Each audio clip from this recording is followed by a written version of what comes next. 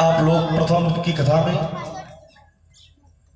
भगवान बुद्ध जी के विचारों को सुनेंगे। वो भगवान बुद्ध जी जिनके बारे में हम और आपने सुना है, जाना और समझा है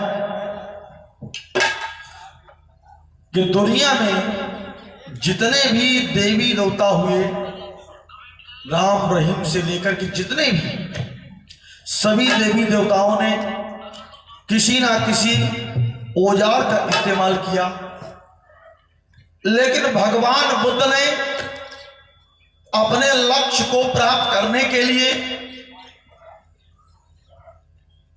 किसी औजार का इस्तेमाल नहीं किया। ना गदा चलाया, ना चक्र चलाया, ना बाण चलाए। उन्होंने साधारण लोक कल्याणकारी वाणी, अनिंद आदेश वाणी के जरिए इस लोक को प्रकाशित कर दिया और लोगों को जीत लिया। बुद्ध कहते हैं, भगवान बुद्ध ने कहा, आदमी को न मारो चाकू और तलवार की धार से, आदमी को मारो सदैव वाणी की धार से। क्योंकि किसी अस्त्र शस्त्र का मारा हुआ व्यक्ति, किसी हथियार का से घायल हुआ व्यक्ति ठीक हो सकता है, लेकिन वाणी का मारा हुआ व्यक्ति ठीक नहीं होता। यानी जिसे आप परिवर्तित करना चाहते हो, उसका हृदय परिवर्तित करो। जब हृदय परिवर्तित करोगे, उसके शरीर के अंदर की सारी बुराइयां नष्ट हो जाएंगी। ऐसे थे अपने भगवान बुद्ध जी। उन्होंने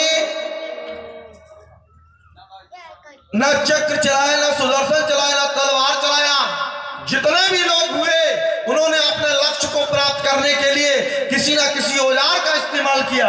लेकिन हम और आप के ऐसे भगवान हुए जिन्होंने न गदा चलाया, न चक्र चलाया, किसी भी प्रकार का कोई हथियार नहीं चलाया।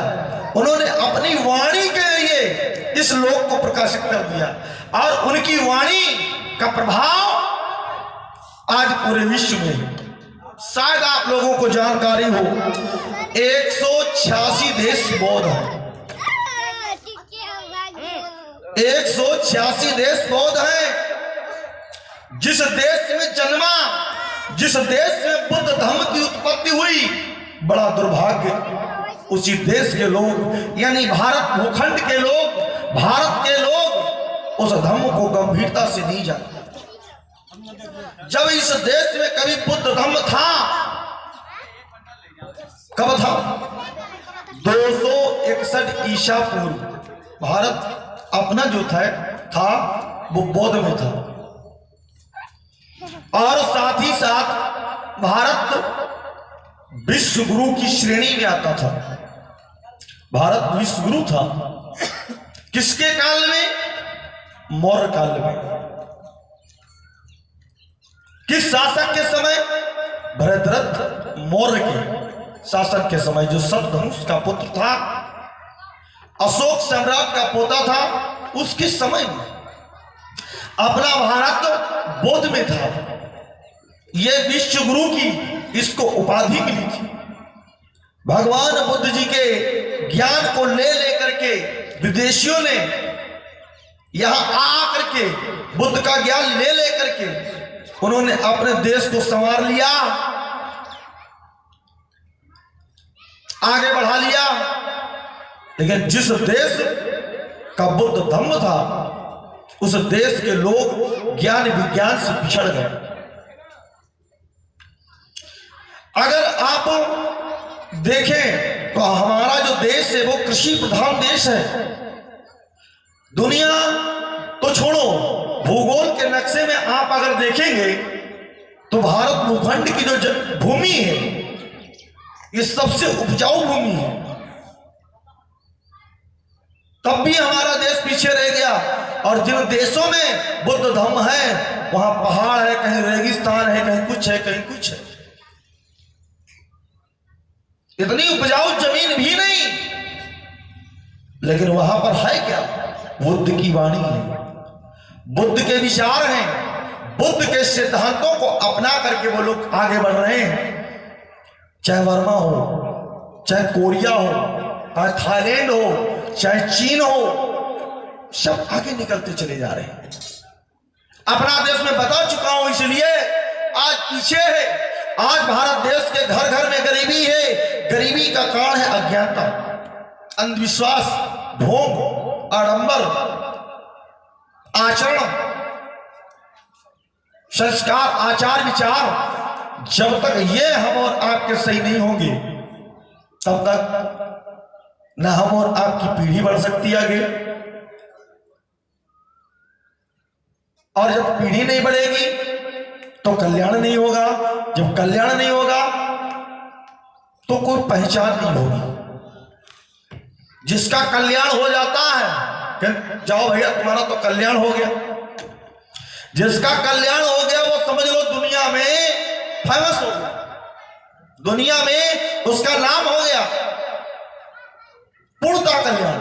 तो आइए उन्हीं भगवान बुद्ध जी के विषय में आप लोगों को जानकारी देने के लिए जा रहा हूं कि बुद्ध धर्म की शुरुआत कहां से हुई, बुद्ध का घर कहां था, बुद्ध के पूर्वज कौन थे, इनके माता पिता, कुलमा कुलगोत्र, वंश, परिवार, ये सब क्या था, इनके दादा दादी, नाना नानी कहां के रहने वाले थे।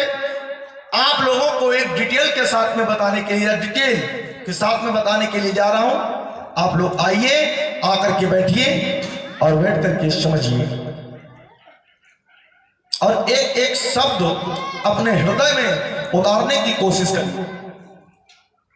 अगर कोई विधमाई कास्ट, अगर कोई पूछता है तुमसे तुम कौन हो, सीना ठोक करके बताओ हम बुद्धिस्ट हैं, अपना परिचय दो। हर एक मजहब के लोगों को, जो भी मजहब है भारत के अंदर, चाहे सिख भाई के पास में चले जाओ, इतना बड़ा बच्चा हो, उससे पूछो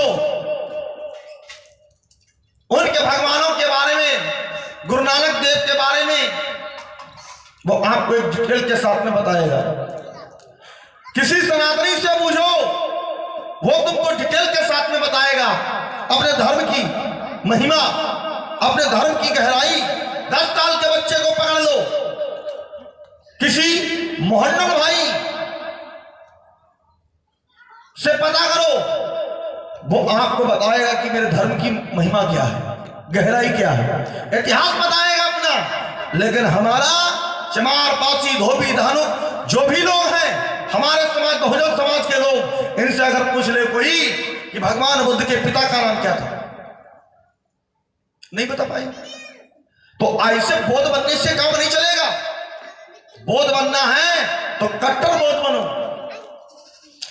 सुनने से काम नहीं चलेगा, आचरण करना पड़ेगा।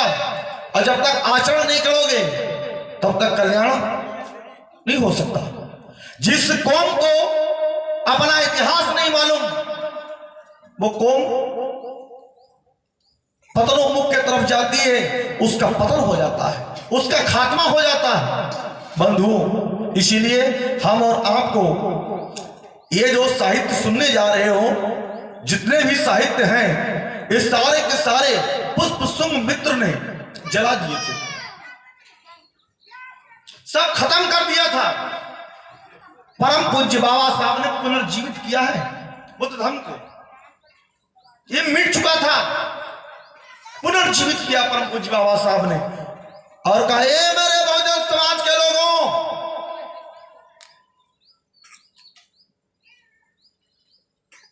मेरी बात गौर से सुनो। अगर चाहते हो कि तुम्हें कभी दुख ना हो, तुम्हारे जीवन में कोई कष्ट ना आए, तो मेरी 4 बातें मान लो। अभी तक आप लोगों ने 3 बातें सुनी होंगी बाबा साहब।